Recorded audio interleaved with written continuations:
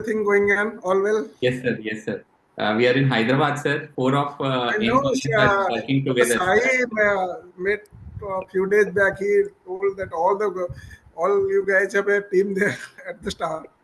Yes, sir. Yes, sir. We are working together, sir. It gives a great feeling of the institute, sir. Although we miss a lot things there, sir, discussing DIOPs and all. We found the importance of DIOP after coming outside, sir. So, Thank you. thanks, sir. And rest the speakers, Dr. Priya, Dr. Lata. Uh, Good evening to everyone. Good evening, Let's sir. begin. Dr. Harveen here. Dr. Kunal joined, I think.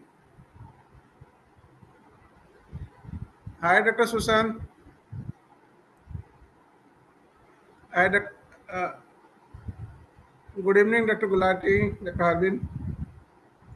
I think you are muted, Dr. Harbin. Good evening, sir. Yes, good evening. Roshni, can you set that background to Dr. Somya sir also? Same Empire background. Yes, sir. Sharing, sir. Okay. And all the faculties, Dr. Santosh, Dr. Priya, everyone. Okay, Sir, sir. now we are 4 minutes before the event, sir. Like once a Roshni and a countdown of 10, she will hand it over to you, sir. So we are not live, means audience are waiting in that meeting room. So maybe sharp dot 7, Roshni will go live and on a countdown of 10. After that, she will go live and he will have a welcome and he will hand it over to you, sir. Okay.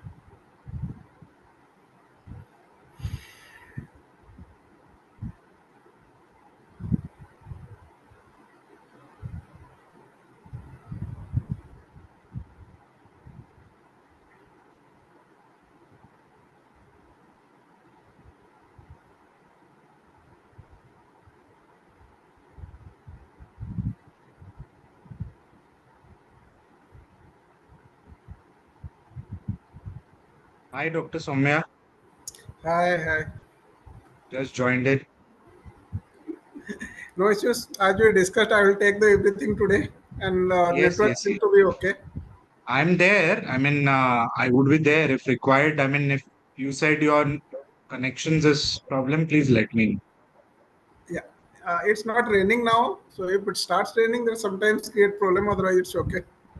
Sure. And Shrikant is also there. Shrikant can also connect if required at any time. Yes, sir. And we have done all the test run with the speakers, faculty, sir, sharing and everything. No technical glitches. We had done all the test run and we are set. Okay. Having So learning from the everybody's previous. presentations were loaded and everything has Yes. been done They're properly. sharing from their end. Okay. All the They will be faculty sharing sharing. from their end. Okay. We have done a Yeah. test run also. Yeah, Mr. but you Shrikant, also be ready with the backup so that, like last time, if there is any issue, you can project it. Yeah, already it is there with IAIO team. Backup, they'll be projecting it, sir. Sure. Mr. Shrikant, I'm having an issue with my video. This is Like from your end, Dr. ma'am, or Vidya. Yeah, hi, I'm Dr. Vidya here. Yeah. So, Dr. Vidya, can you log in again once and check? I tried that. It's showing virtual background is still loading. oh. So, I think you've Roshni, given a default background and that is still taking a long time to load. Can you share other faculty link through WhatsApp so that ma'am will join? Maybe background we can like ignore at this moment if it Yeah. is having that issue. It is the So we are only last yeah. moment, so maybe some bandwidth issue. Let's whatever the background. Let's the program starts. Okay. So it's 1 minute. So let the first speaker starts, and in the background try to solve Dr. Priya's issue. Yes, sir. We'll do that, sir.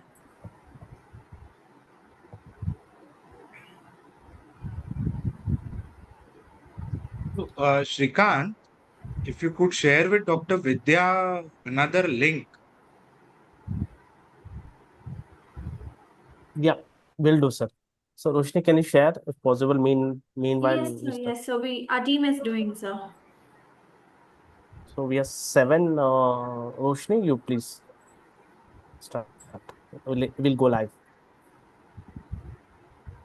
A very good evening, everyone. We welcome you to for the today's session. Now, I would like to call upon Dr. Soumya Ranjan Malik sir to take over the session and set the introduction and content of the setting. Sir, over to you, please. Thank you, Anita. Good evening, everyone. On behalf of Molecular Pathology Association of India, I welcome all the esteemed faculty members and delegates for attending this webinar. Let me take the moment proudly say Molecular Pathology Association of India successfully organized series of webinar in 2024 on various aspects of molecular pathology, and this year this is the second webinar. So we are trying to highlight the most important issues of on personalized therapy and molecular pathology. The healthcare system is moving away from a singular approach to all treating disease with a personalized healthcare. Considering this dynamic landscape, it is essential for the clinician, pathologist, oncologist, molecular biologist to update regarding the knowledge about the biomarker testing, not only in the hematological malignancy, also in the solid tumors. It is important in the and its implication with newer available targeted therapy. Let us understand and learn about the expanding landscapes of HER2 positivity in breast cancer with the current recent treatment update in breast cancer. Let me invite our esteemed speakers uh, for the meeting, Dr. Santosh Chellapuram, to enlighten the pathologist regarding the evolving concept of HER2 low and ultra low in breast cancer and the genomic insight and treatment paradigm. So, welcome, Dr. Santosh. Over to you. Thank you very much, sir, for having me. It's a privilege to speak with august audience of pathologists without whom we are nothing. So the oncology starts with proper diagnosis and all. So today's my role today is to emphasize as a clinician what are the challenges in managing HER2 positive metastatic breast cancer. Where are we, and where are we looking at? Why do we always discuss with you people to tell us more? Is there any faint speck of HER2 positivity, or what percentage of cells are there? Why is it important clinically? What is the clinical challenge in this scenario? Let's discuss.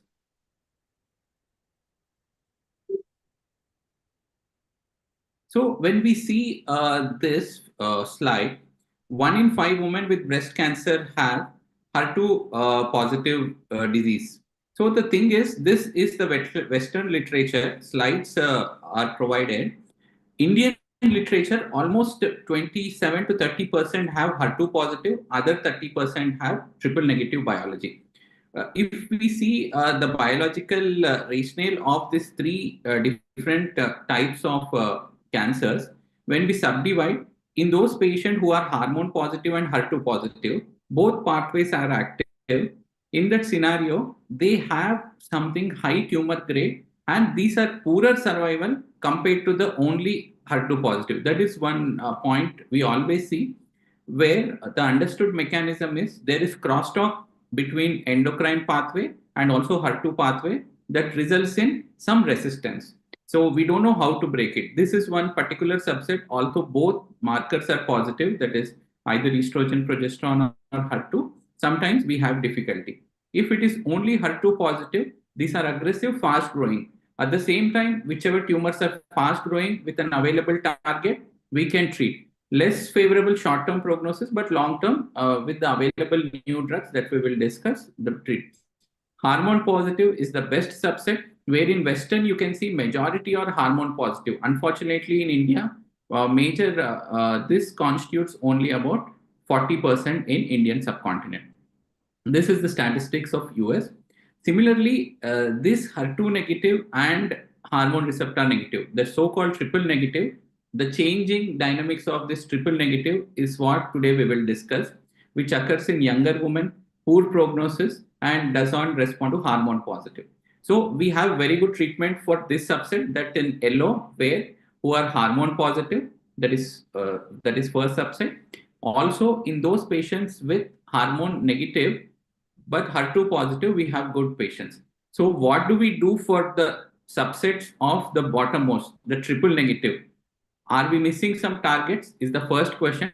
Also, in hormone positive subset, when they are exhausted after endocrine therapy, can we give them HER2 therapy? This is the question that occurs in lot of our clinicians. That is the reason we always try to do repeat biopsy of progression and again do for marker testing.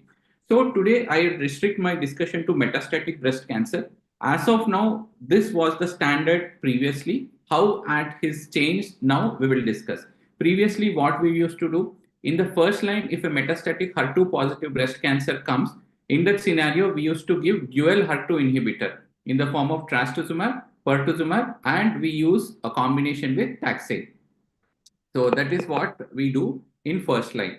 Whenever they have progression of first line, in the second line, we have a drug known as conjugate drug, antibody drug conjugate, TDM1. The first line, we have a progression-free survival of 1.5 years, and second line, we have only 9 months. After second line, we don't have very good options. We have few drugs in the form of tucatinib and also few other drugs, lapatinib, but not major benefit. So we eventually end up after these two lines, we don't know what to do. This was previously, but with evolving research, now we can see that previously after the first line, the Cleopatra, and the second line, Emilia, the names in oncology trials are very, very charming, the Cleopatra, the Emilia. But the numbers, if you see, first line 1.5 year, second line 9.6 months. But there is a drug that comes with the name TDXT and the trial called Destiny. There is 1, 2, 3, 4, 5. This particular trial, Destiny Breast 03, has a PFS of 25 months. This is more than when first line agent, that is 18 months. This almost tripling of the performance state received standing ovation at the presentation of ASCO. Why is this molecule so better? Why hasn't the same antibody drug conjugate known as TDM1 had similar response? What makes it so special? This is a figure where we can see the trastuzumab monoclonal antibody here. This is the linker molecule, and the dot-like structure is the payload. Eventually, nowadays we are listening a lot of missile attacks that penetrates even the bunkers inside the Iran and whichever place. They have a special type of bomb where the first bomb makes a hole and the second bomb enters. I would equate something similarly where the first trastuzumab goes and attaches to the HER2 receptor on the membrane of the cancer cell. Later, it releases this payload that enters into the target cell, and also this dissolves, exits, and also enters the other cell. That is the beauty. This is what we call as bystander effect. Suppose in a scenario where we have around 20 cells, if only one cell has HER2, even a speck of positivity, this antibody goes and binds there, and the remaining molecules of the payload goes and penetrates into the adjacent cell and resulting in cell kill of the cells which do not have HER2 positive also. That is, even those cells which doesn't express HER2, by bystander effect, this molecule is able to robustly kill the cell. So that is the reason even when there is heterogeneous expression of HER2, very faint expression, membranous positivity, in every scenario, this molecule helps because it reaches the target and releases the payload rather than chemotherapy which enters the bloodstream. This is one of the important mechanism known as the bystander effect, because of which we are able to provide good responses in many of the patients who were previously untreatable. Here comes the structure. The three components, the monoclonal antibody, it is same as trastuzumab that we used to use previously. The payload is topoisomerase 1 inhibitor. This is the payload. And the linker is a tetrapeptide. Important point here is it is a cleavable tetrapeptide. Cleaving of this tetrapeptide link is one of the peculiar action of this trastuzumab deruxtecan, where it allows the payload to get released and also exit the cell and enter. So one important point of the payload, this topoisomerase 1 inhibitor is robust and also it is permeable across the cell membrane. So it can independently enter the cell, and it is a cleavable tetrapeptide. So the bystander effect would be augmented. And previously, the TDM1, the previous generation antibody drug conjugate that we used to do, has three inefficiencies over which this TDXT has been developed. The first is the cleavable linkage molecule. In case of the TDM1, it was non-cleavable, and there is high antibody to drug ratio. That is, each monoclonal antibody of trastuzumab has 8 payload molecules of topoisomerase 1, which are highly potent and also permeable. All these were against with TDXT, that is TDM1, the previous molecule where it was non-cleavable. The drug to antibody ratio was only 3.5 in the TDM1, the other drug, and the DM is a microtubule inhibitor which cannot suppress the cell membrane. It's a heavy molecule. So because of these three reasons, TDM1 couldn't be very effective. Otherwise put, TDXT is very effective. The deruxtecan is effective because of this cleavable linkage, high potent topoisomerase 1 inhibitor, high concentration of the drug. You can see here, this TDXT molecule binds to the surface, internalizes, mixes with lysosomes, and this topoisomerase exit the cell and also kills the neighboring cell death, because it is because of the membrane permeability of the cells. These enter the other side. This is an important mechanism previous antibody drug conjugates doesn't have. So this is the same reason some peculiar side effects of trastuzumab deruxtecan can occur. So this is a Kaplan-Meier graph showing comparison of the two drugs. That is, previously available standard of care was TDM1, adotrastuzumab emtansine, where the payload was the microtubule inhibitor, with the current molecule TDXT, where the PFS, the progression-free survival, started separating from the initial, and it continued to stay along widely separated with a performance progression-free survival of 2 years compared to mere 7 months with the TDM1. This is possible because of the three factors that I have emphasized in the previous slide. So now the things have changed. In the previous slide, before advent of this trial in 2020, the treatment was different. Where first line we used to have trastuzumab, pertuzumab, taxane, we used to have the Emilia trial TDM1. With advent of trastuzumab deruxtecan by the Destiny Breast 03 trial, showing a median performance of 25, median progression-free survival of 25 months, it has pushed the Emilia TDL1 down. So the first line we use trastuzumab, pertuzumab, taxane, and the second line is TDXT. We are very eagerly waiting how will the TDXT perform in the first line. We are awaited and also hopeful that it improves the survival much longer. This is where we are. So first it has proven in the third line, then it has come in the second line. So the next question arises, can we extend this benefit to those patients who are considered HER2 negative previously? Those who are HER2 2 plus and FISH negative or HER2 1 plus, can we extend this? This was the thought process, because here you can see in bottom 30%, which are hormone receptor negative, it could be HER2 positive or HER2 negative.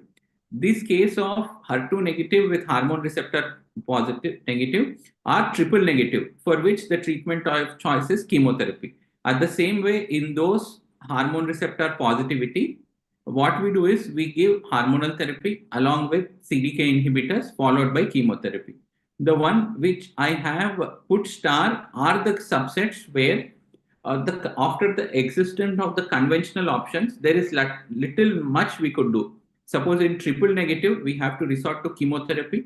The same way, who are hormone receptor positive, after exhaustion of the initial hormonal treatment, in that scenario, we have to resort to chemotherapy. So the research question at this juncture was, with the impressive results of Destiny 03, where it has come to the second line, can we extend the same benefit to other subgroups? That is, these two subgroups, one who are hormone receptor positive and previously considered triple negative. This was the research question with which the further research has gone, and then the evolution and further dissection of HER2 low and ultra low began.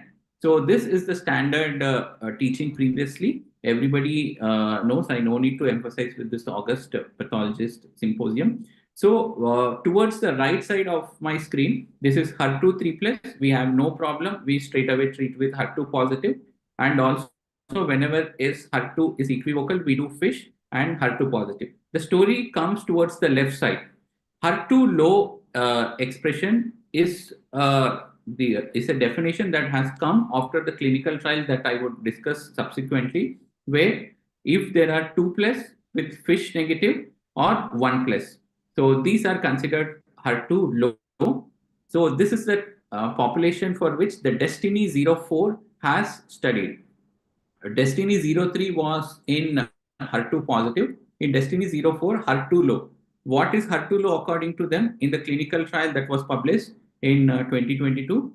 IHC 1 plus, this is one subset, or IHC 2 plus with FISH negativity. So these were considered HER2 negative previously. They have explored this as HER2 new. What they have divided, giving the drug trastuzumab deruxtecan versus treatment of physician choice. Physician choice was chemotherapy. It could be either capecitabine, eribulin, gemcitabine, paclitaxel, and nab-paclitaxel. These factors were centrally assessed HER2 status. They have stratified based on the two particular subsets, IHC 1 plus versus IHC 2 plus, whether there is any difference in treatment, and also they have seen the difference between hormone receptor positive and also hormone receptor negative. Here you can see wide separation of the curves, both in hormone receptor positive and also in all patients. The hazard ratio in terms is impressive 0.51, showing 50% reduction in the progression events. The median PFS is 10 versus 5. You can see with the treatment of physician choice, the progression occurs within 4 to 5 months. By the time we do the first scan after 4 to 5 months, there is progression. So that is the requirement in this particular subset where HER2 is low. And also it continued to show the overall survival benefit, where in the hormone receptor positive and in all patients, the survival increased to almost 2 years compared to 17 months, where the crossover was allowed in this trial later. So they have explored various subsets in hormone receptor negative and all. So there was 42% reduction in risk of death, that is overall survival benefit, and 71% risk of reduction in progression or death for hormone, that is the so-called previously triple negative subset. So coming back to the again the same slide, when we see the two different groups where the option was chemotherapy, that is hormone positive after exhaustion of hormone options, and the true triple negatives, a portion of it is given by this molecule trastuzumab deruxtecan. So TDXT expand to almost 55% of patients. So these two subgroups. Then comes the question, why should we leave the remaining percent of patient who shows at least a speck of positivity of HER2, or some scenario where there is less than 10% weak positivity? Then the research has evolved, and after publishing of this trial in 2022 in NEGM, then there was discussion of how do we refine this HER2 low? Should we give it a separate definition or not? What does the international bodies tell on us? The CAP and ESMO international bodies tell that we should possibly have a provisional entity of HER2 low. This is the ASCO combined partnership with College of American CAP. What they have told is there is an acknowledgement for the trial and new indication for trastuzumab deruxtecan in the so-called HER2 low. So we have to document to distinguish HER2 0 from 1 plus are now clinically relevant. Next comes to the most lowest expression of HER2, whether this molecule of trastuzumab deruxtecan works or not. That was what tried in this breast 06. So if you can see in these particular slide, the initial Destiny 3 tried in the HER2 positive subset, that is rightmost. Later, Destiny 4 tried in the HER2 low setting. And now In ultra low, that is the trial that we will be discussing now. So the things have moved from the far right where HER2 was 3 plus to low positive and ultra low. This is how the clinical trials have evolved over time, seeing what is the response. So this is what is called Destiny Breast O6 trial, targeting low and ultra low in a hormone positive. So this is what we are seeing. So HER2 2 plus and ish, yes, and IHC 0, there is complete absence of no observable membrane staining. Faint incomplete membrane staining in less than 2%, which we call this is known as HER2-06, which was tried in Destiny 06. So in Destiny 04 trial, it was HER2 low. In Destiny 06 trial, the 20 to 25% of additional patients of hormone positive and HER2 negative could be potentially eligible for TDXT. Almost 80% of patients of hormone positive could be eligible for trastuzumab deruxtecan if this trial proves to be successful. What does the trial do? In a hormone positive metastatic breast cancer, post chemotherapy naive setting, post hormonal therapy in the form of endocrine and CDK4/6 inhibitor, it has randomized between trastuzumab deruxtecan, where there were 713 HER2 low and 153 HER2 ultra low. Other group received the treatment of physician choice. They have stratified based on HER2 expression, ultra low versus HER2 low, and also use of CDK4/6 inhibitors. When we come to the results, there is similar divergence of the curve. At the 50%, you can see a difference of 5.1 months. So trastuzumab deruxtecan demonstrated a statistically significant and clinically meaningful improvement in PFS compared to standard of care chemotherapy in HER2 low. Next, we shall see what is it in HER2 low versus HER2 ultra low also. All the subgroups derived benefit. So here you can see when we see the most extreme right side, that is the HER2 ultra low subset, where the response rate reached almost 50%. This is impressive, where the chemotherapy of the physician choice gave a response rate of only 20. So giving to the postulate that the bystander effect, where even the speck of positivity of HER2, the cancer molecule can reach to the target cancer cell, and by the bystander effect, the drug is released and the payload can kill the adjacent cells. So TDXT responded, showed higher response than chemotherapy, with more than 50% responding, whereas with chemotherapy, only one third were responding, and its efficacy was uniform over HER2 low and HER2 ultra low.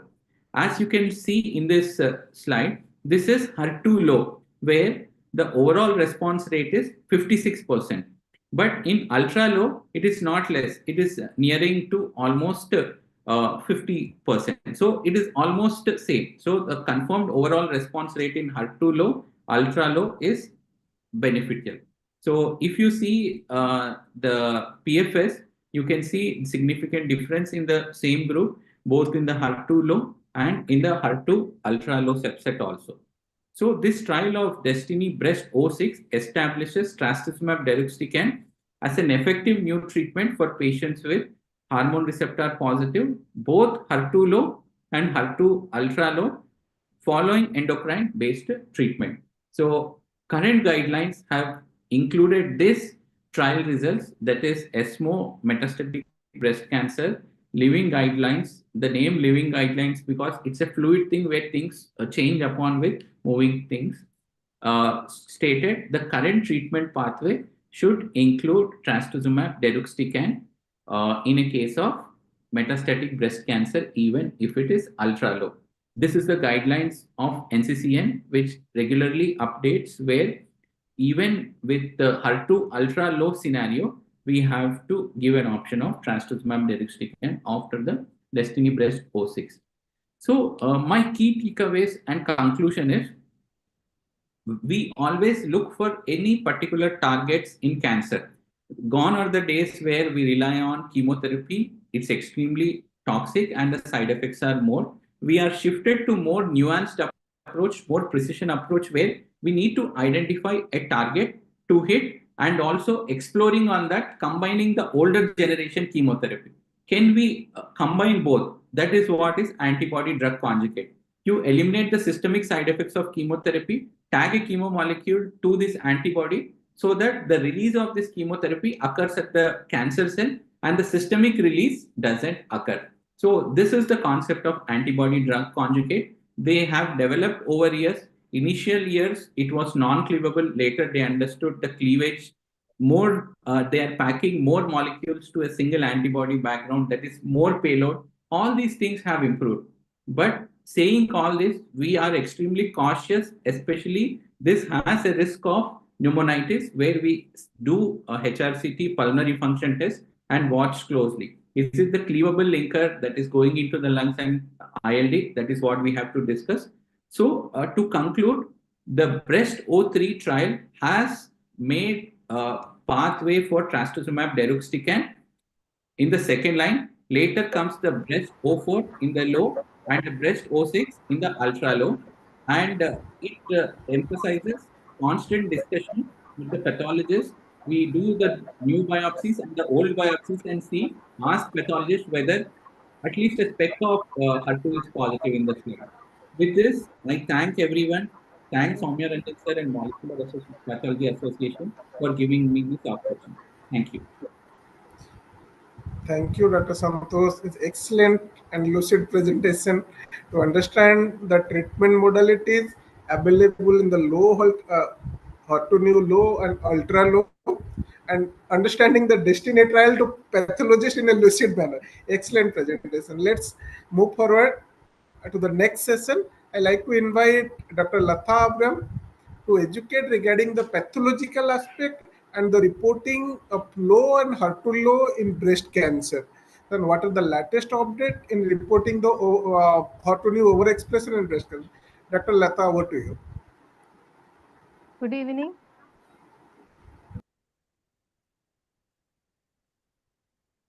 Yes, Dr. Latha, you are audible. Please go ahead. Yeah, I'll share my screen. Yes, please.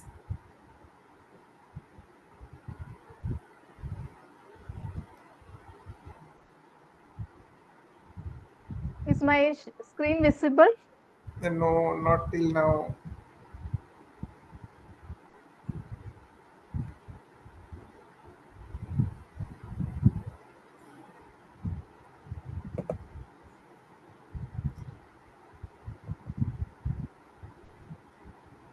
It's not visible now.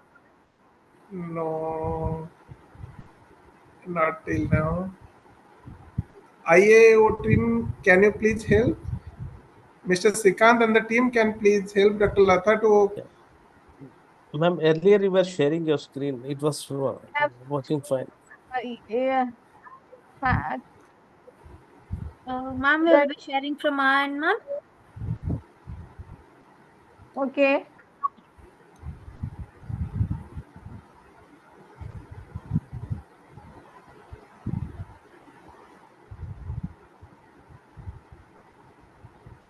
Yeah, now it is visible. Can I start? Yes, yes, Dr. Latha, please go ahead. So good evening once again to all. So without further delay, let me go to my topic for today. After the first talk by Dr. Santosh, it is clear that we are at the threshold of a paradigm shift where HER2 low and ultra low are no longer considered as clinically irrelevant entities, but they are potentially targetable entities. It is time to explore the pathological challenges and technical nuances in identifying these subtle levels of HER2 expression. This is the ASCO-CAP guidelines, which is periodically evaluated, incorporating the emerging clinical evidence and evolving diagnostic needs to update and improve standardization in HER2 testing. There have been some recent updates from the ESMO, ASCO-CAP, and the Royal College of Pathologists. And all these updates were specifically addressing issues regarding the recognition of low levels of HER2 expression. This is the ASCO-CAP guidelines of 2018, which classifies HER2 as HER2 positive and HER2. So traditionally, we were using a binary classification for HER2. And this is what some very familiar to all pathologists, the IHC interpretation ranging from 0 to 3 plus. 3 plus was considered 3 plus, and also 2 plus with a positive ish was considered HER2 positive, whereas a score of 0, 1 plus and 2 plus with a negative ish was considered HER2 negative. Then after the Destiny Breast 04 trial came the concept of HER2 low. The trial was beautifully discussed in the previous talk. So we already know the relevance of HER2 low. So what is HER2 low? According to the ASCO-CAP 2018 guidelines, HER2 low by definition are those tumors with HER2 IHC score of 2 plus with ISH negativity, as well as and those tumors with an IHC score of 1 plus. These two categories are considered as HER2 low. So it is clear that we are progressing from a binary classification system to a spectrum of HER2 expression. It was the JEFPIX who were the first to give guidelines to include HER2 low expression in invasive breast cancer. That was in 2021. This was followed by the 2022 UK update and the 2023 German pathologist update. All these updates they also emphasize the need of differentiating IHC 0 and IHC 1 plus, and these updates were in turn followed by the ESMO consensus and ASCO-CAP guidelines, who also supported these updates. So the ESMO consensus agreed the term HER2 low may be used in clinical practice for cases determined as IHC 1 plus or 2 plus with ISH negativity, according to the definitions used in the Destiny Breast 04 clinical trial. ASCO-CAP also came with an update in 2023, which acknowledged the new indication for the wonder drug, trastuzumab deruxtecan, and they have given new guidelines and update based on the Destiny 04 trial, and they have emphasized the reporting or interpretation of HER2 IHC stain slides using standardized ASCO-CAP guidelines scoring criteria.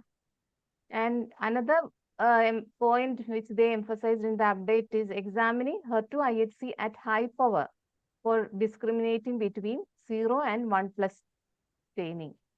Because when there is previously we never used to give much importance to the scores of 0 and 1 plus because it was not clinically relevant. But now with the introduction of these with the concepts of HER2 low, it became more important or mandatory to examine HER2 IHC at high power, which will help to distinguish between the score 0 and 1 plus.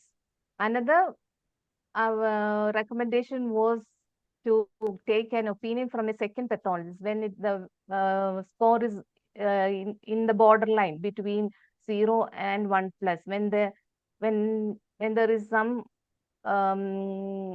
interpretive threshold is close to these scores, it is better to take an opinion from a second pathologist.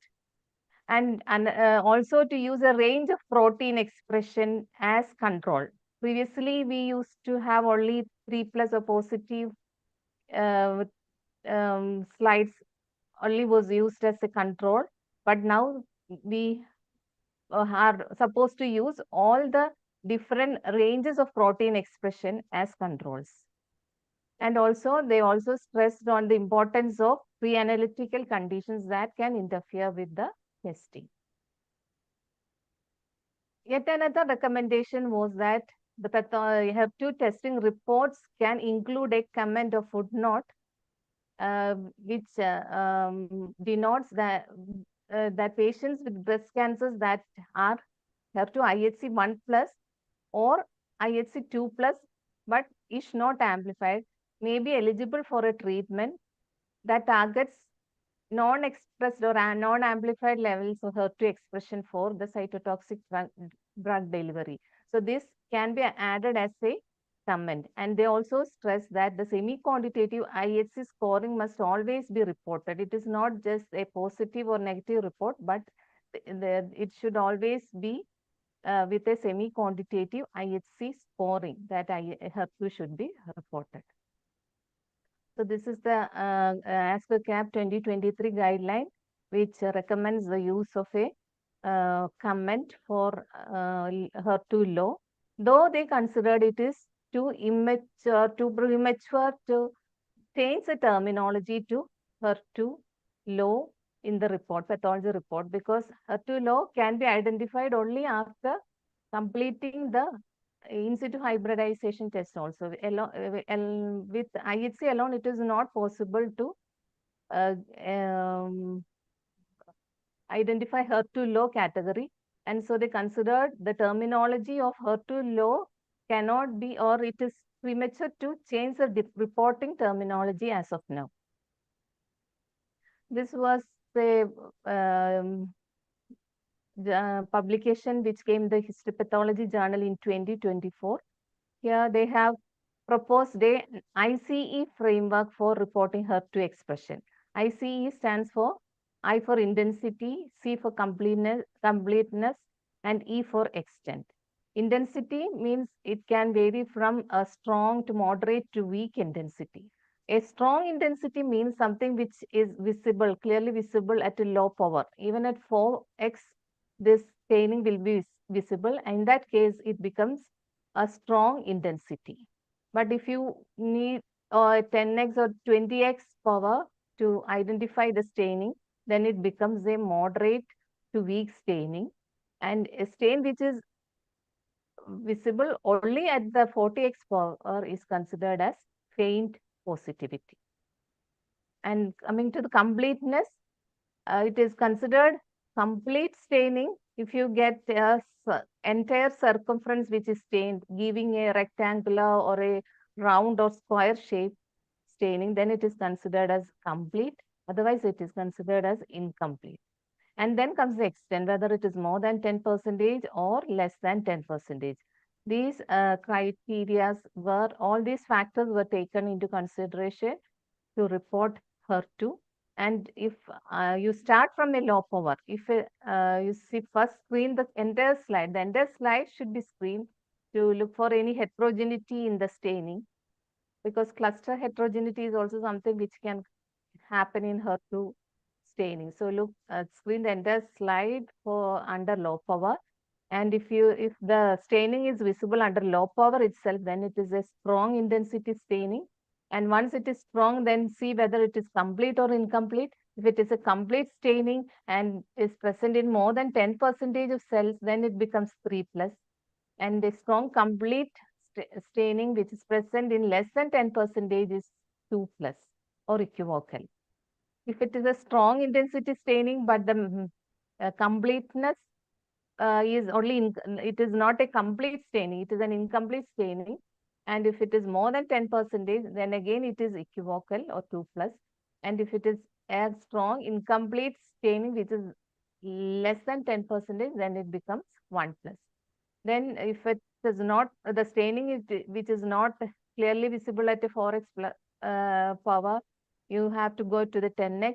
If the staining is visible at this power, then it is a moderate staining. Again, you have to see the completeness, whether it is complete or incomplete. And if it is more than 10% or less than percentage, accordingly, you can score it as a 2+ or 1+. If it is a moderate incomplete staining, which is less than 10% is 1+, otherwise it is 2+. A staining which is visible only at 20x is considered weak. and then if it is complete and more than 10%, again it is equivocal. Otherwise, if it is incomplete or less than 10%, then it becomes 1 plus. And a weak incomplete staining with less than 10% is only 0. Then you go to the next power 40x. You have to look carefully for any faint or in any membrane staining that is clearly distinguishable from the as a membrane staining, which is visible only at 40x. That is considered as the faint intensity staining. If it is complete and more than 10%, then it becomes 1 plus.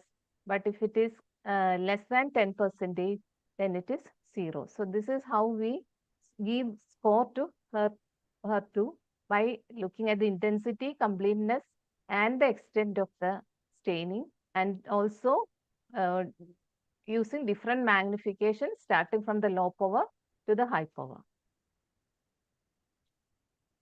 So from the previous talk, we also understood about the concept of HER2 ultra low. This was introduced after the Destiny Best 06 trial, which included even HER2 ultra low patients in addition to the HER2 low patients.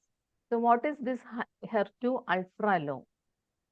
HER2 ultra low means all those cases which show any faint membrane staining which is visible at 40x power, but it is less than 10%. That is the category of HER2 ultra low. So when this comes under the IHC score 0. So IHC 0 can now be of two types, either an ultra low or a completely negative HER2 IHC score 0, which is known as HER2 null. So HER2 0 is now of two categories, HER2 ultra low and HER2 null. HER2 ultra low means you have faint, barely perceptible membrane staining, which is less than 10%. If it is more than 10%, then it goes to the category of 1 plus. So if those cases which do not meet the criteria for a HER2 1 plus, but still there is some faint membrane staining, those are the cases which come under the category of ultra low. And those cases which with no staining at all are considered as HER2 null category. So if you see the ASCO-CAP latest guidelines, you can see the score negative has two patterns of staining. One is no membrane staining detected or absent membrane staining, which is the HER2 null type or HER2 0. And the other pattern of staining in score 0 or the previous score 0 is the staining, which is faint or barely perceptible in less than 10% of tumor cells.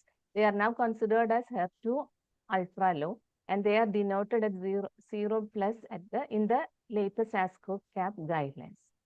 So this is the progressing spectrum of HER2 expression. So we have progressed from a binary HER2 classification to a spectrum ranging from HER2 positive to HER2 low and HER2 ultra low and HER2 null subtype. This is a changing paradigm of HER2 the testing in breast cancer. And this has been incorporated in the latest CAP guidelines. You can see in the negative, you have two categories, either a score 0 or score 0 plus. But in the previous CAP guidelines, negative included only the score 0. And the NCCN latest NCCN guidelines also has incorporated the HER2 0 plus category. So these are the key takeaways. And to conclude, we have to, as pathologists, we have to realize all the more important role we play in the precision oncology, and we have to sharpen our diagnostic precision so that not even a single eligible patient is left behind in this era of targeted therapy. We have to pick all these patients and give them the eligible treatment. That's all. Thank you for your patient listening.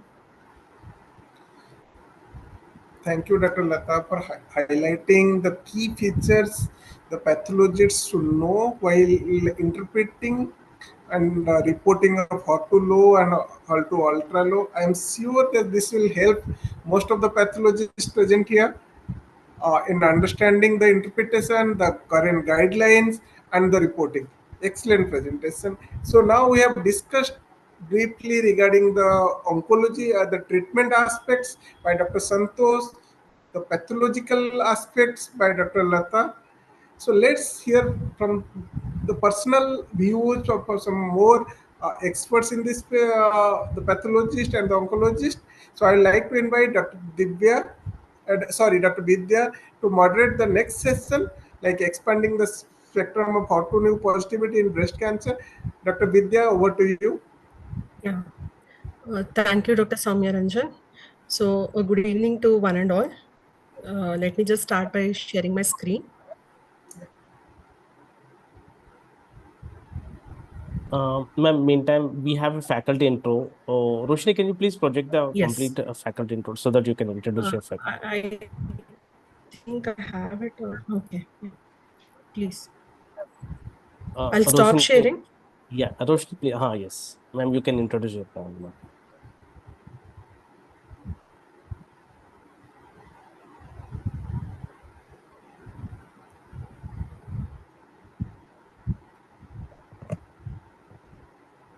We have our esteemed panelists today. We have Dr. Kunal Sharma, who's Associate Director and HOD, Center of Excellence in Histopathology, Mumbai Reference Lab, Agilus.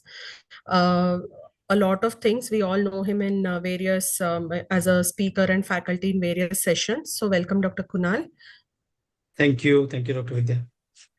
We have Dr. Harbeen Kaur Gulati, who's Senior Consultant Pathologist from Baswatarakam Indo-American Cancer Hospital and Research Institute.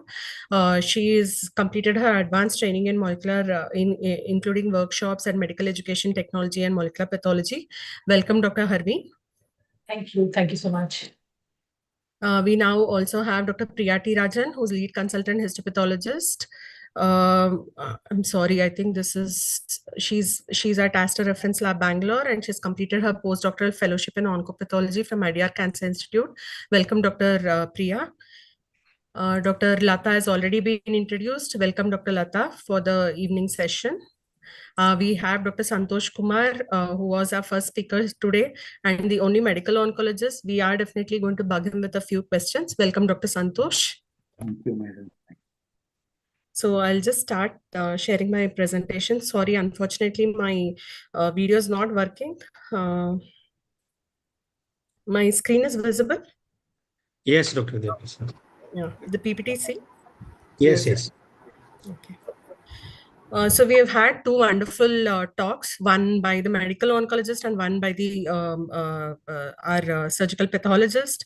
So this is basically what Dr. Santosh said. I would again reiterate, there is a lot of crosstalks going on between the medical oncologist and the pathologist when it comes to HER2 new reporting. Correct. So there is a change paradigm, not only in terms of scoring and interpretation, but also in terms of our conversations with the medical oncologist and to the pathologist and to and fro. It is more like that. And we've been talking about HER2 since a long time now, almost 2008. All right. And we are seeing various HER2 related parameters. And we also know that now HER2 has become tumor agnostic marker. So since this discussion is purely on breast cancer and we have a lot of changes, we'll quickly jump to a report, which I would want Dr. Santosh to see. So we have a liver tumor biopsy of a 72-year-old female patient. So they have done various markers and obviously they have realized that it is mammoglobin positive and called it as metastasis from the breast. So here they have also done the hormone markers because it is mets from the breast. So we have the report of ERPR being positive and HER2 negative. So, Dr. Santosh, now would you, in the current scenario and based on your talks and Dr. Lata's talks, how would you interpret this report and whether you're happy with this kind of reporting? So this particular case, 72-year elderly lady with a metastatic breast cancer, this is the presentation. If we see, in the first line treatment, when we see in that scenario with hormone receptor positivity and HER2 negative reporting, first line of treatment wouldn't change because the strong hormone positivity we tend to treat with hormonal agent. But what I would request my pathologist is once they progress on this hormonal therapy, to know whether she falls into that category of low or ultra low, I would request my pathologist to subdivide not objectively into positive or negative, into what negativity or what positivity. It is completely null or it is low, it is ultra low. So this is what I would do. And also I would do a fish also to see anything is there or not. So first line treatment, my treatment would not change, but I would be prepared for later subsequent lines, how to act, and we would prepare the background. Yeah. So basically, we're looking at the scoring for TDXT, correct? Yes. So that is what we are looking at. And you would converse with your pathologist, asking them to give you an accurate report, whether it is 0, 0 plus, or 1 plus. This is what you would look. Dr. Kunal, I would just want to bring you in here. Dr. Santosh just now told us that he will ask for fish. Would you recommend, as a pathologist, doing fish on this case? So I think since HER2 is negative, that means it falls in on IHC. I'm guessing this is so. One very important thing is that this negative should be quantified. What negative are we seeing? So if we are looking at 2 plus, which is equivocal, and I believe negative here would probably mean 1 plus or 0. So in that cases, I don't know. I don't see fish being relevant right now, but this should definitely be quantified given the recent guidelines that whether this negative is 0 or whether this is 1 plus. But in IHC negative, that means 1 plus or 0 fish coming in or in situ hybridization coming in is not needed, because that we usually use for equivocal cases to determine, whether they are positive or whether they fall into the negative category. Absolutely. So we are looking at 0 and 1 plus or 0 plus, where we do not require fish or any D dish requirement. So that is a message for the pathologist. So you already told us and you've set us the expectations. So are you now comfortable with the HER2 low and ultra low reports being sent out by the pathologist, Dr. Santosh, or are you still seeing some reluctance or hesitance from the pathologists who are not giving you reports, calling it as low or ultra low? So we had this issue maybe around 1 year back. So where we discussed with our pathologist, told the data that this changes the landmark of treatment dose this patient. For the past 6 months, we are getting reports in form of low, ultra low. But we also go to the pathologist, see the slides ourselves. We want to see at least the small speck of positivity, which gives us confidence that the patient would respond. And also, other thing is we can also explain the quantum of magnitude of benefit. Although we see that ultra low and low both responded, the quantum of benefit is a little bit more with more expressors. So when counseling to the patient, we take all this consideration, the quantum of cells that are positive, and also what is the information. All these things we include, and we request our pathologist explaining that this is a clinical trial. Please give us in a quantifiable or in a logarithmic way rather than telling yes or no. Yes, we had problem previously, but after constant discussions with them, now we are getting reports in the form of low, ultra low, and also they would call back and tell us how much is the positivity and all. That's actually good. So now you have set up the expectations. So we all know, as pathologists, now the medical oncologist is expecting us to clearly quantify. So let us look at various institutions, how they are doing their reporting. So Dr. Lata, and let's begin with you now. How is HER2 being reported at your institute? We actually follow the ASCO-CAP guidelines for reporting HER2. Since they have not introduced the terms low and ultra low in the ASCO-CAP protocol, we have not started using that term. But what we do is we give a detailed pattern of staining in each score. We give the semi-quantitative score, and in along with that score, we also give the type of staining pattern. For example, what is the intensity, what is the completeness, and what is the extent. All those details are given. So from that description, it is possible to say whether it is actually an ultra low. But the problem with HER2 low is that it can be concluded only after the ISH test is also done. That is the main problem of introducing the terminology of HER2 low in our reports, because we will have to wait for the ISH reports to be ready to use the terminology of HER2 low. So we are sticking on to the latest ASCO-CAP guidelines, where we give the detailed description about the staining pattern. And also we have started giving that footnote or comment regarding the HER2 or low and ultra low cases. Okay, we'll come back to the issue a little later. Now to Dr. Harveen. So now in your institute, how are you doing the reporting? So are your oncologists being able to report which case you're calling as low or ultra low? Exactly what Dr. Lata said, like the ASCO-CAP guidelines don't recommend us to use HER2 low and ultra low for the obvious reasons that, the guidelines just cannot change, as well as telling HER2 low without fish is not possible. So similarly, we have changed our report. So like I have made a presentation where we can just go through it, where I have flashed my old report and the new report, if it is possible. Yeah, Shikha. I think we'll take that towards the end of the session so that we can hear from our other panelists also. Right. How about Dr. Priya? Now, how are you reporting, and are your medical oncologists able to interpret from your report that something is low or ultra low? Yes, currently we're still following the same ASCO-CAP guidelines, and we're not mentioning ultra low or low in our reports. And only when asked to communicate back if this is an ultra low or low, we are giving that information to our oncologists. But they are not being mentioned in our reports yet.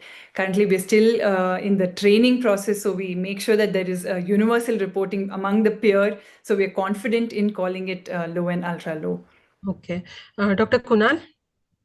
So I think as far as officialities of reporting go, we are very clear that we follow the ASCO-CAP guidelines. But having said that, the two major things that we make sure are done in the team, one is quantification of negative. We just don't call something as negative, we quantify it, as I told you earlier. And the second thing is the footnote, so that at least these are patients whom the clinicians know that these are patients who fall under the eligibility of treatment with drugs like TDXT or other ADCs. Yeah.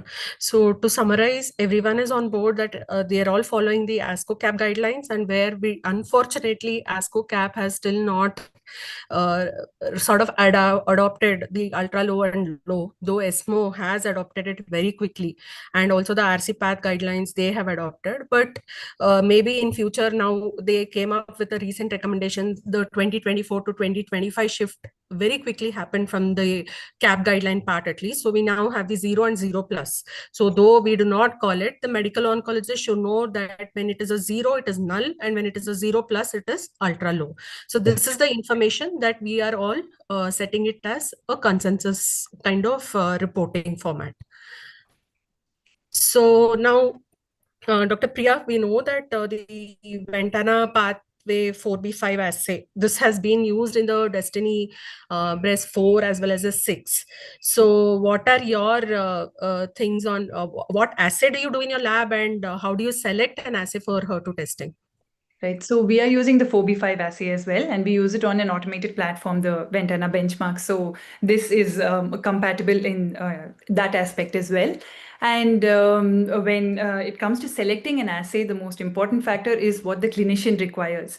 That is an assay which is FDA approved for the requirement of the clinician. That is, if for example, breast carcinomas, they require Herceptin for treatment. So an approved drug that can screen or as given exact positive or negative for HER2 new expression is required. So Dr. Santosh, sorry, you're still telling. Yes, please. And also standardized reporting where it's comparable with other labs. So that would be another factor in deciding, picking an assay. Well, yes. Okay. Dr. Santosh, now as a medical oncologist, would you always check on these clones that is there in the pathology reports? Are you able to see, or there is a mention of this at your institute? Madam, these HER2 assay is present from very, very long time, where a lot of home based and other platforms are ready and already proven. So we do not ask in this particular HER2 the platform used, but we do it for PDL1 assessment, where we ask what platform and all, where the drugs are new and each particular clinical trial has been performed on a particular platform. As per HER2, we do not ask, but PDL1 we do ask. Okay. Dr. Kunal, you come from a very high throughput reference lab. Now you will be having multiple instruments. So what is your take on this? So, Dr. Vidya, it's a very pertinent question. I think first thing is that the COE that we have in Mumbai, we are one of the oldest CAP accredited laboratories. So we make sure that we follow extremely stringent protocols when it comes to assay selection. And I can share this with most of my colleagues that having a chain of labs which has 450 labs approximately in the country and about 30 hospital-based labs, the maximum issues that we have seen are with HER2 staining. The maximum discrepancies are with HER2 staining, and we all know that HER2, although an easy test to perform, is one of the most difficult antibodies to validate. So I am always a proponent for driving home the message that HER2 should be done extremely carefully on automated platforms only. People do a lot of manual staining for HER2 in general also.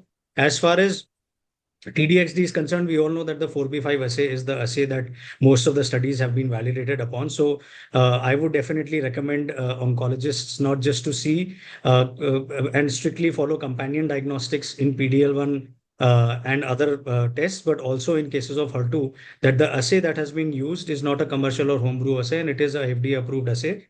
Because what you see is that practice gets diluted. Even in PDL1, we know that there is a lot of harmonization that takes place because DACO platforms are not available in most of the labs. So they do 22C3 on Ventana. And so there will always be things like that to make practice easier. But at the end of the day, I think there is an importance of FDA approval and there is an importance of clones which are used in certain studies. So I'm very, very particular about this. Yes. Thank you. If all of us remember, HER2 is the first companion diagnostic, right? It's the first companion diagnostic assay even before the PDL1. So we have couple of markers, clones, which are considered as companion diagnostics, and it is imperative to use them. And please remember, when we are talking about ultra low and low, our assays so far have been to pick up positives. It has never been that the assay has been standardized to pick up the ultra low or the non-expressors, all right, or the low expressors. So maybe we may have something in future where we may get few other types of assay settings where we are going to pick up ultra low and low. But right now there are some protocol setting as per the Destiny 04 trial. And once this is put up in all the labs, obviously it is going to be a companion diagnostic. May I add something, ma'am? Yes, please. So apart from the 4B5 assay at the Ventana Ultra, doing it on that, there is also a fixed protocol which is called the lock Yeah. protocol, which we need to 12 use. minutes incubation. 12 minutes incubation as compared to the 16-minute incubation. And there are companies like Nordic QC and all, they have tried to standardize the same with other tests like HERCEPT and all that. But till now, as of now, it has to be used as a companion diagnostic, which with 4B5 assay with the fixed protocol on Ventana Ultra benchmark. So, Dr. Absolutely Vidya, right, just Dr. Harveen. 10 seconds. One was, of course, what Dr. Harveen said. I wanted to mention that the protocol has to be strictly adhered to, otherwise you will get erroneous staining. The second thing I want to share through this meeting is that, many a times you also see in laboratories that there are clones used of particular markers in which you actually, if you analyze carefully, there will be written RUO rather than IVD. So they will be for research use only, and those kind of clones are not valid, they are not valid for performing IVD and clinical diagnostics. So to medical oncologist friends, kindly be very, very, particular about the clones and how the lab is performing those tests. It's rightfully said, Dr. Kunal and Dr. Harveen. I agree with both of you. And for the pathologist, the take-home point is for our own safety, we use this companion diagnostics on the right platform with the right clone and the right protocol settings. That is what I would want to summarize. Now, Dr. Harveen, over to you. because this is you wanted to show the reporting template and what changes can be made. So I will stop sharing my screen. As I said, it is NCC and ESMO which has already adopted to the low and ultra low setting. So now I will hand over the screen to you. You can share us your report format, please.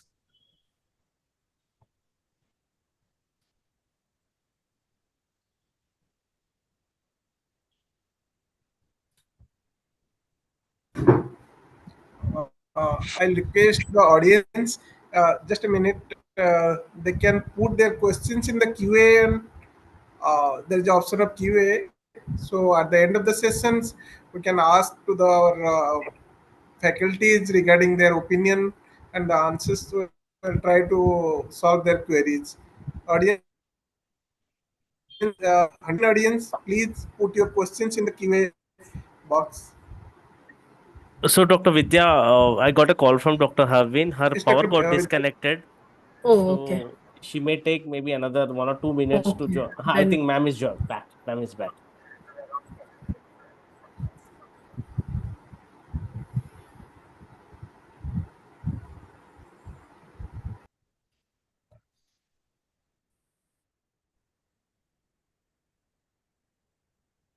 You're muted, I think, Dr. Harvey.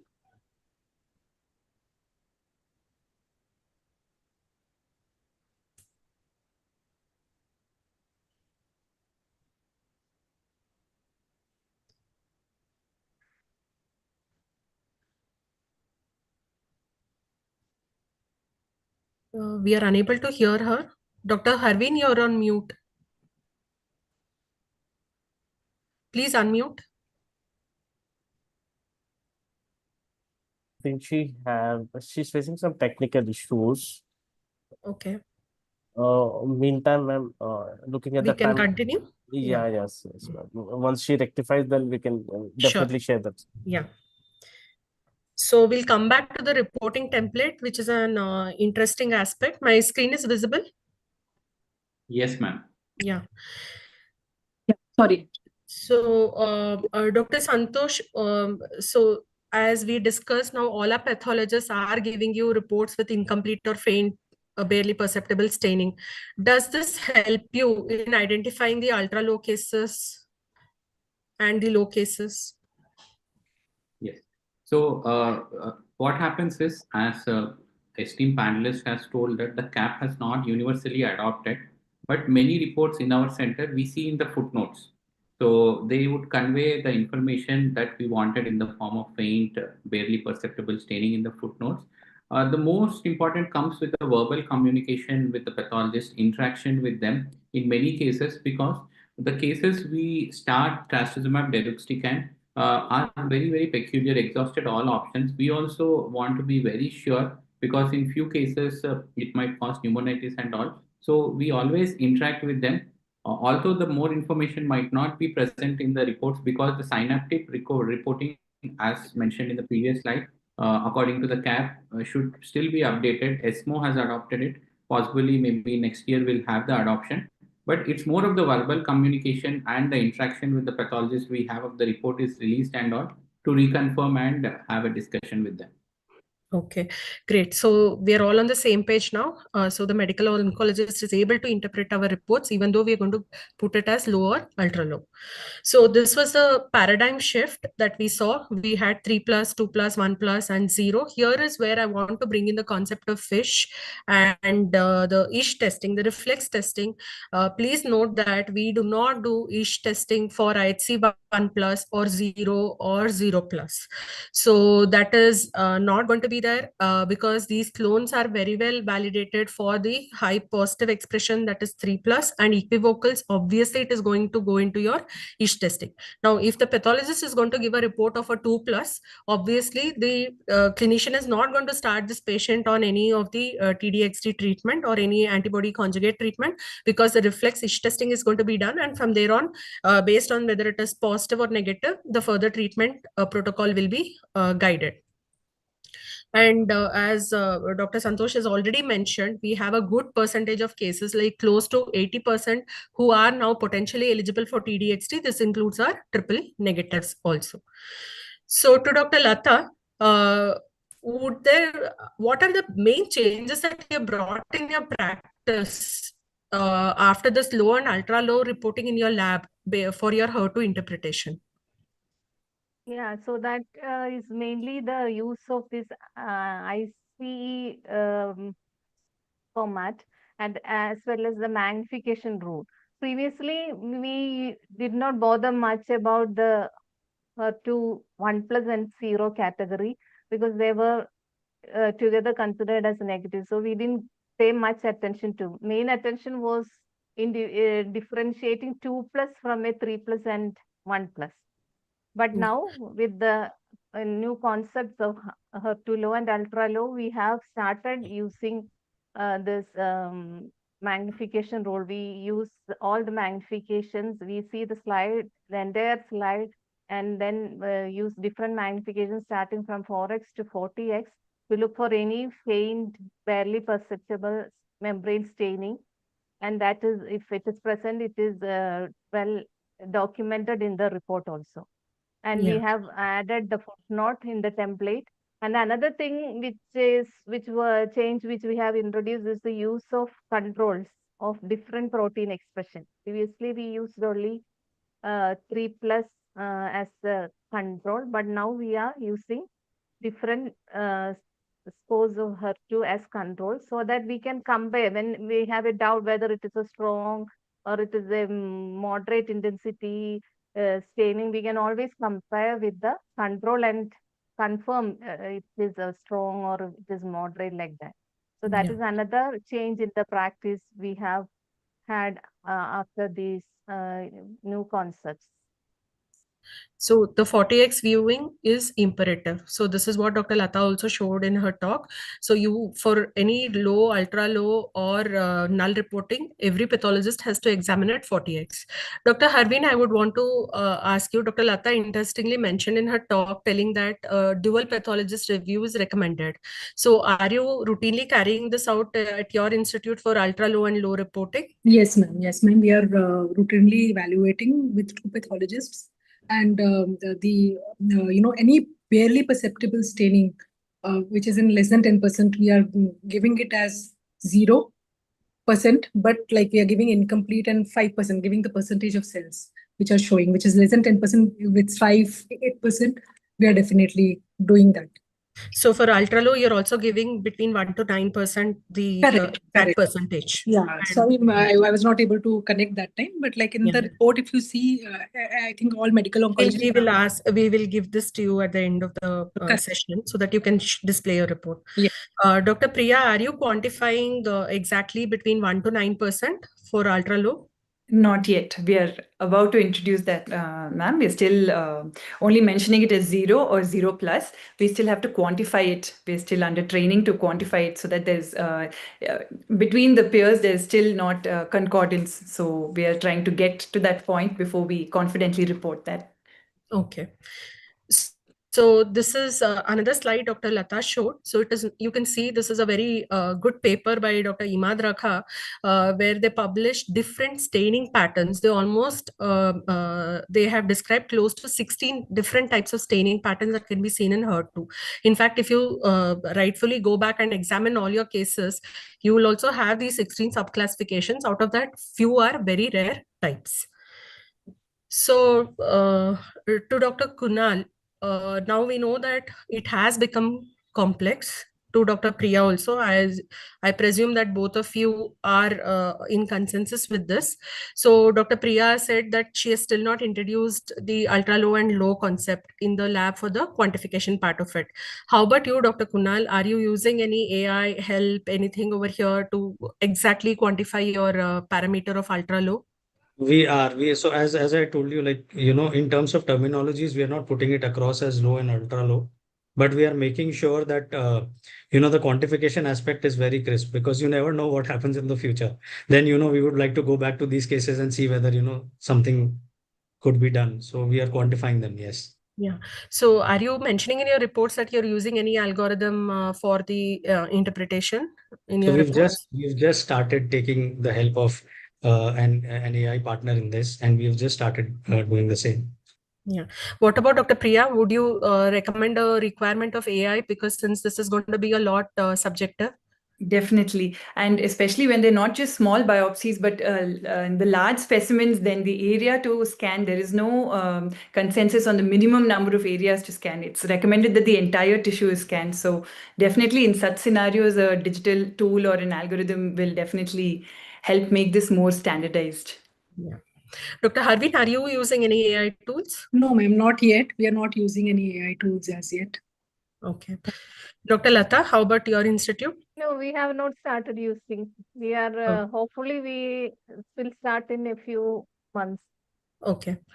Um, so, Dr. Lata, you were mentioning about the quality assurance programs and everything. So, can you just elaborate a little bit how many?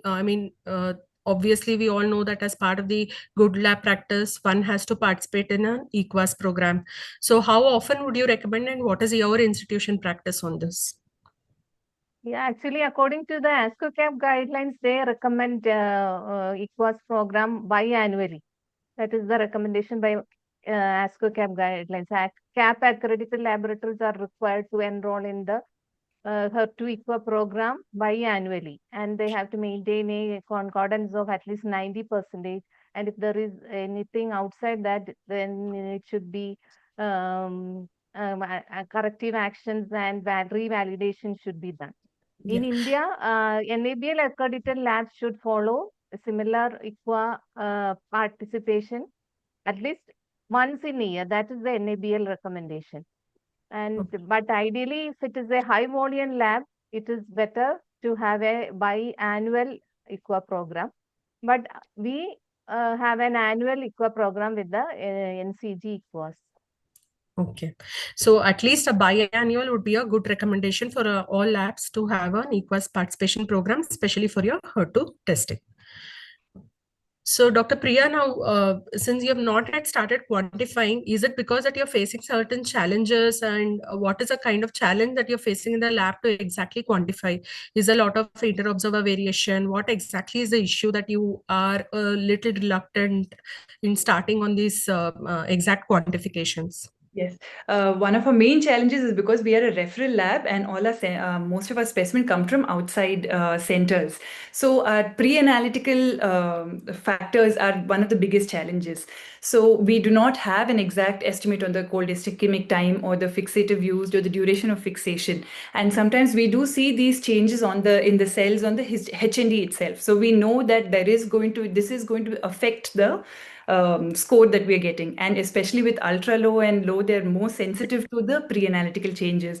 So that is one of our main challenges why we are hesitant to report. So is it just an artifactual, faint staining instead of an actual 1+, which we are seeing, or a 2+, which we're seeing is a very faint staining? That is where our main hesitation is, because we don't have the pre-analytical information available when we report. That was one of our big challenges. Dr. Harveen, you face challenges for the scoring. If so, then what are your main challenges? The challenges are again that, ma'am, like most of the times it is our in-house this thing only, so we don't have any present. But like Dr. Vidya said, if it is a slide review from outside, we do have challenges, and we do put it up in a below the report that the pre-analytical issues have not been addressed in this present lab, so it can be taken with that thing. But for your in-house institutes, you do not face any major challenges? Not really, ma'am. Apart from the fact that we do have an interpathologist or second pathology opinion for coming to a score or an extent of percentage of scoring. Approximately. Okay. So there are challenges for your 0 and 1+, and it could be either in terms of your quantifications, then false positivity. So these are some apprehensions that the pathologists have. So to Dr. Santosh, you very well explained in the previous talk, just a small thing on how the shift happened between TDM1 to TDXT. If you could just tell in a few sentences. So after the publication of TDM1, there was a lot of molecular level analysis where they have estimated the blood concentration of the linker, also the payload, and also the antibody. Based on the analysis and all, they have understood that because of the cleavage that is not cleavable, the drug delivery is not occurring to the adjacent cells and adjacent tumor cell was not occurring. Based on this, they made three improvements that they made the increase the potency of the payload, that is number one, and also increase the concentration of the drug on the antibody. The second thing what they have done is they have made the linker cleavable so that the drug will be released and gets to the adjacent cells. And they have ensured that the payload is permeable. The previous TDM1, the payload was not permeable across the membrane. So, based for these three improvements or modification compared to the previous molecule, for us, even there is faint positivity, we are very confident that the drug will go there and kills the cells which are not positive also. So at least even 1% or 2%, some positivity we are able to demonstrate that gives us a confidence that drug will reach the tumor tissue. So there is a lot of analysis regarding the heterogeneity. Previously, whenever we used to do use neoadjuvant treatment with dual HER2, whenever we see the samples during the surgery, we see HER2 negative and the heterogeneity. So the problem doesn't occur. Even if it is heterogeneous, if it's HER2 positive somewhere here and there, we are okay to give the molecule to give the best benefit to the patient where they are already exhausted of multiple conventional lines of treatment. So very true. So you know now it is for the pathology community that how accurate you should be in your scores of your 0+ and 1+. The clinician is looking at you for an accurate scoring so that some treatment, a hopeful treatment is available for the patient. So it is nice to know that the medical oncologists are coming to the lab and the pathologists are getting to know this wonder drug. So here already Dr. Santosh has mentioned, I'm not going to this slide again. So Dr. Kunal, Dr. Priya already mentioned few pre-analytical issues that she faces in her lab. How about you? What kind of samples do you receive, and is this very common for you? You already mentioned that you do have a lot of problems because the HER2 scores itself are not proper when you get blocks from outside, etc. Correct? So could you just elaborate a little bit on this? So I think, as Dr. Priya has already mentioned, and we also are a reference lab, a global reference lab. So we get samples from across other countries as well. And many a times we figure out that they're inadequately fixed. And most of the times it is either because the cold ischemia times were not maintained, or it was because the formalin that was used was not nutrient buffered formalin. So what we usually do is that we make sure that we send out these educational material to most of our clients and most of our prescribers from time to time to tell what are the good practices that would be done while we are estimating prognostic, predictive, as well as companion diagnostic markers. Another important thing is that it's very important we know that there is a dynamism in HER2 expression from low to high expression, high to low expression, especially in cases of metastatic recurrent settings. So it is imperative that in those settings, from a metastatic site, again, we do the biopsy and we estimate HER2 there. Again, practices like uh, undermining site of biopsies like bone, because we know that decalcification could impact staining of these markers. So those are some of the things which we face pretty often, and we make sure that we send out messages, educational messages, to make sure good practices are maintained. Dr. Kunal brought in a very good point that it is very dynamic on the HER2 scores. So my question to Dr. Santosh is, when you have a new biopsy and there is a different HER2 score, so would you want us to go back and review, the pathologist to review again on the old block also, on the old slides, or would you just take in whatever is the new score? And how often do you see this shift between your 1+, 3+, 0 scores? Suppose the patient has a metastasis, we repeat a biopsy.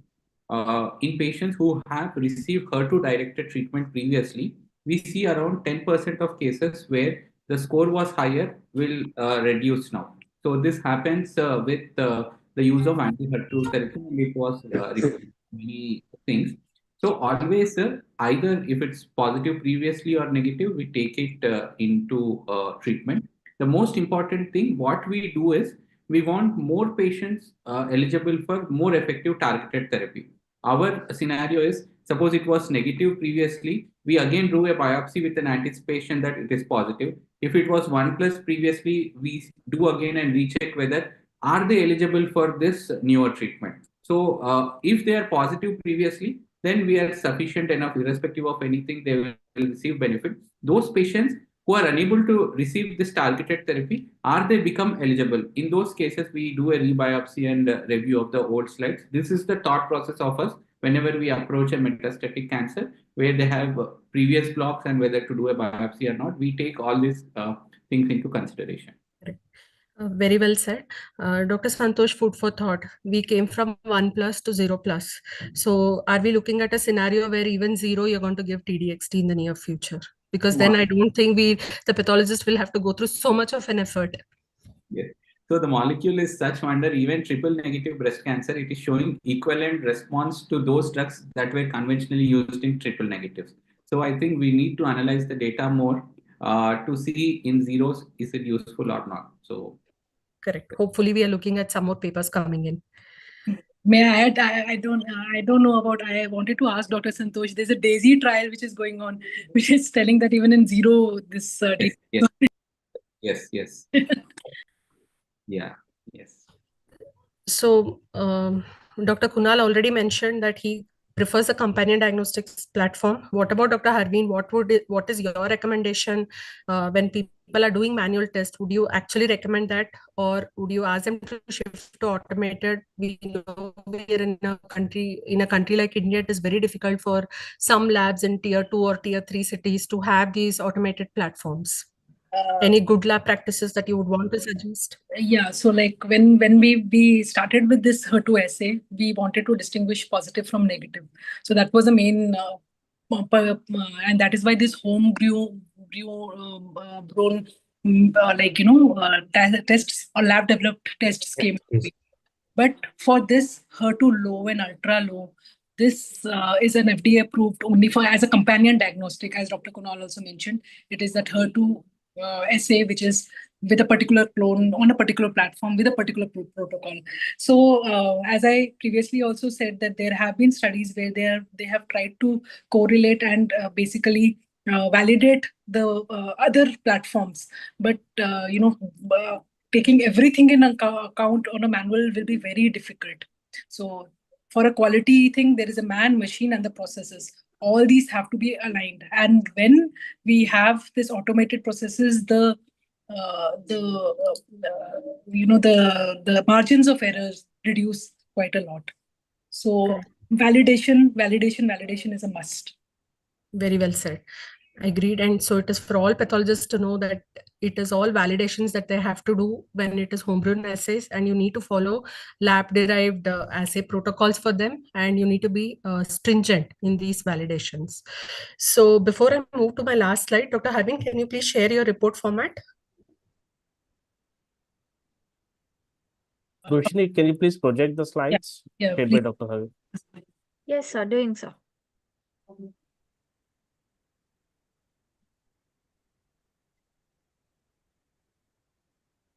So this was the report which we were giving earlier. Just focus on the HER2 part, because this was just positive and negative. We were giving an interpretation. We were giving the percentage of cells with complete intense membrane positivity and how much is a percentage of cells, and then we were giving score, and then we were giving our interpretations. Can you go to this next slide, please?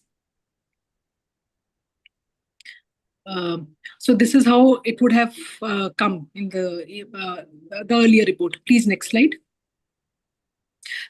So now what we have shifted to is this type of a reporting, where we are giving all the information which is required for the clinicians to know. So first is the percentage of cells which can be which are positive. Okay, then the intensity of the intensity of the staining, whether it is weak, moderate, or intense, and whether it is complete or incomplete. And then we are giving a score. So now this particular report, which is saying it is 1+, so this will become low. Okay, Please, next slide, And please. just can you please move back? This is for the other pathologists in the audience. This is the latest note that you have to put in, which will indicate both your breast O4 and breast O6 destiny trials, and where they clearly mention about your 0 and 0 plus, and telling that ultra low has been included as part of the treatment regimen. So this is the new note that has come in the last CAP guideline update 2025. No, Yeah. thank you, Dr. Vidya, for pointing that out. So this is how now the new scoring system will look like. Can I have the next slide, please?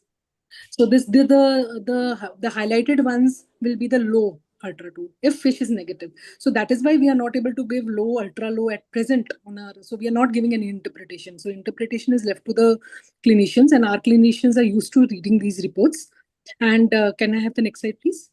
So the yellow, the one which is highlighted in yellow, is the one which is ultra low. It is not null, but it is ultra low. So it is understandable when we give this kind of a complete reporting.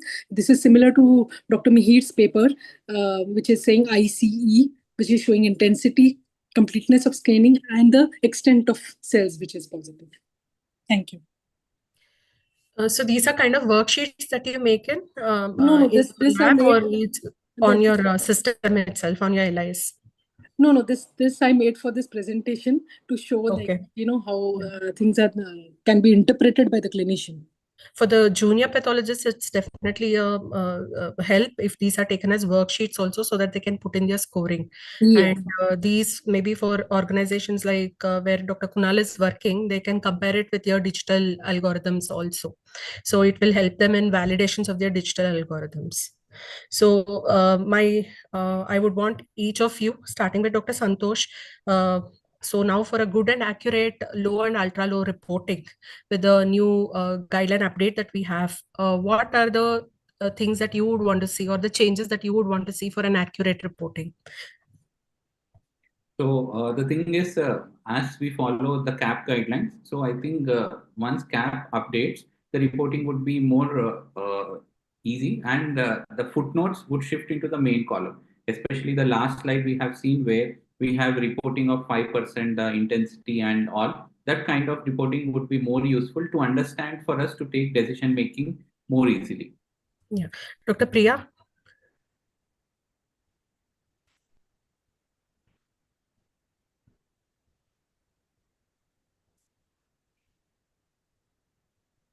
I think Priya, you've muted. Yes, please tell me.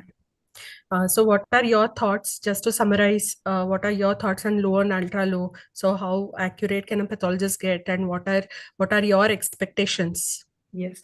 So currently, I feel one of the big challenges is the training and a proper confidence in the pathologist in reporting low and ultra low. So this is we do require either specifically targeted for low and ultra low reporting, maybe some training modules that can be made available. So there's more uniform and standardized reporting.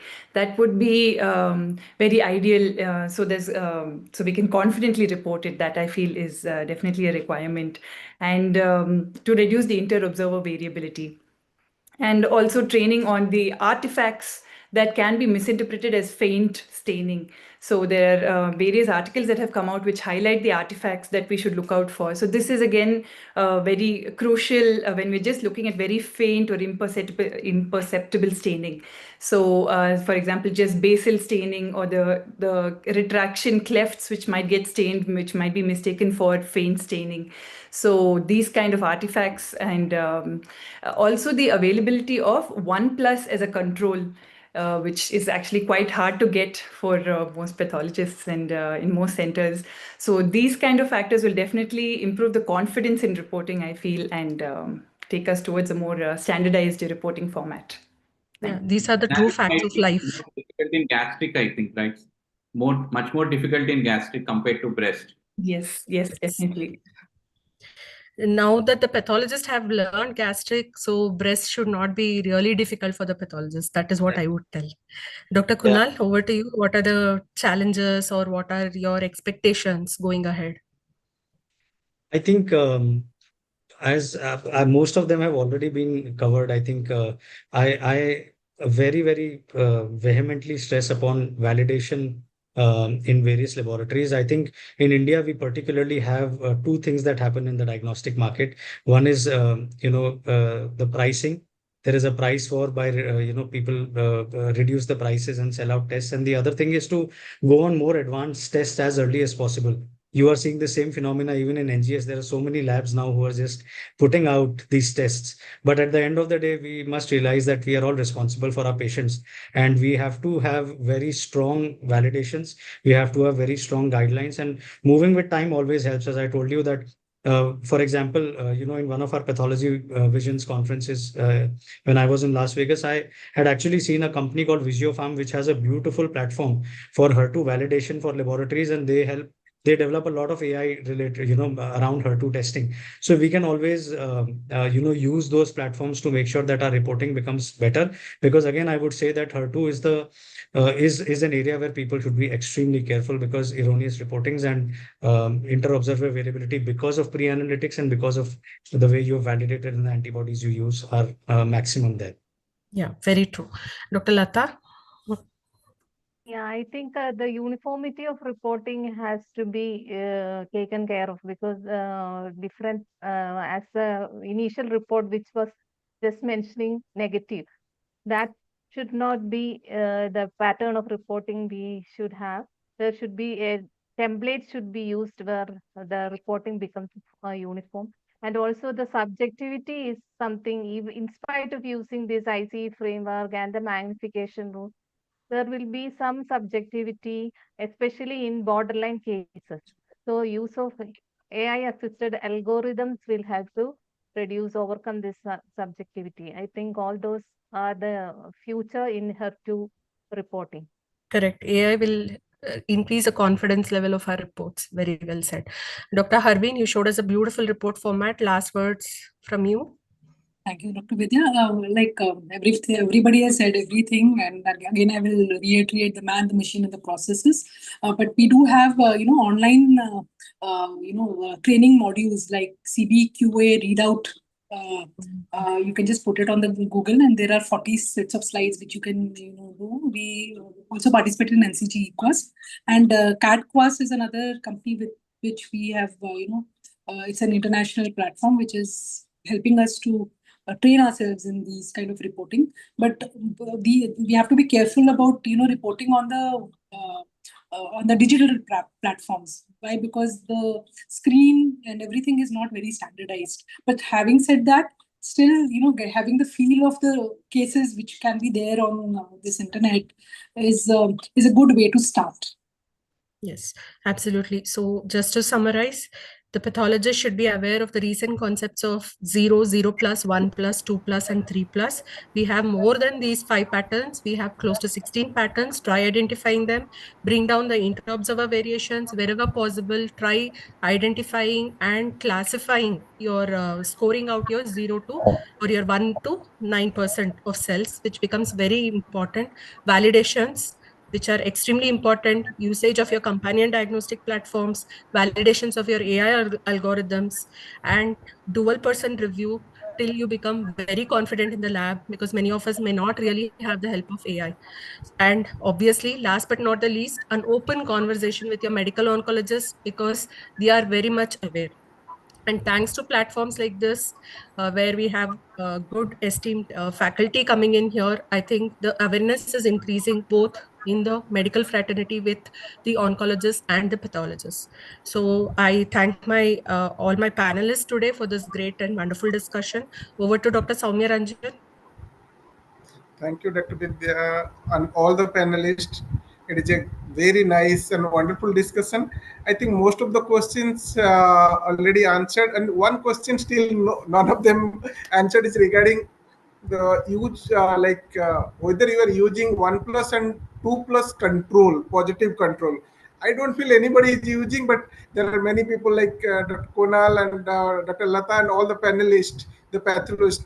Does your lab use? Because one of the audience is asking regarding 1 plus and 2 plus control. Yeah, 2 plus was the earlier ASCO cap recommendation, so that we have an equivocal and your assay was sensitized to a 2 plus level. All right. So, but now because of low and ultra low, our assays are still, as I already told, it is mainly we're looking at still the overexpression. So hence the requirement is that you have a 1 plus, and maybe they are going to come up with a recommendation of ultra low. Ultra low So is very that's why difficult to they get. are asking, are you using external control slides in your Yes, yes, yes. for OnePlus also? Yes, we have a control which has, see, because there is going to be some amount of cluster heterogeneity. That is a recent concept. So in the same tumor tissue, which has varying combinations of your 2 plus, 1 plus, that is the easiest to use. Or you can use your normal breast control, because normal breast expresses some amount of your 1 plus and it can go up to 2 plus, but it should not exceed 2 plus. So you can use these kind of controls for your everyday practice. I hope my panelists agree. If anybody has to add anything. Absolutely. You've answered it perfectly. Thank you. I think most of the rest of the question is answered. Thank you all the panelists, Dr. Divya, Dr. Arvind, Dr. Kunal, Dr. Lata, Dr. Priya, Dr. Santosh. So it is excellent, and I like to highlight one thing. MPI is providing one platform where you can go, like our website. There is a how to news scoring system also. You can do that course and get a certificate, and this webinar is also will be available in the YouTube, so you can go for all the participants. So it's trying to justify. And one more thing, I feel it is more of a philosophical rather than things that possibly Dr. Santosh can say they will used to get treat everything with a TDXD, and this AI control everything will be will be not much more required in future. So Dr. Santosh can highlight it maybe in future, because already the trials are going on. Yes. So as we have seen, sir, we are shifting from the spectrum of the far right of HER2 to the extreme left. Maybe with a good clinical trial in future, we might not have this meeting of reporting of HER2. All breast cancer matlab, might receive PDXP. Let's hope, sir. So that would be Hope so you will be still And require sir, I just bachelor's want to add one point, sir. In addition to you, Empire is also organizing a workshop.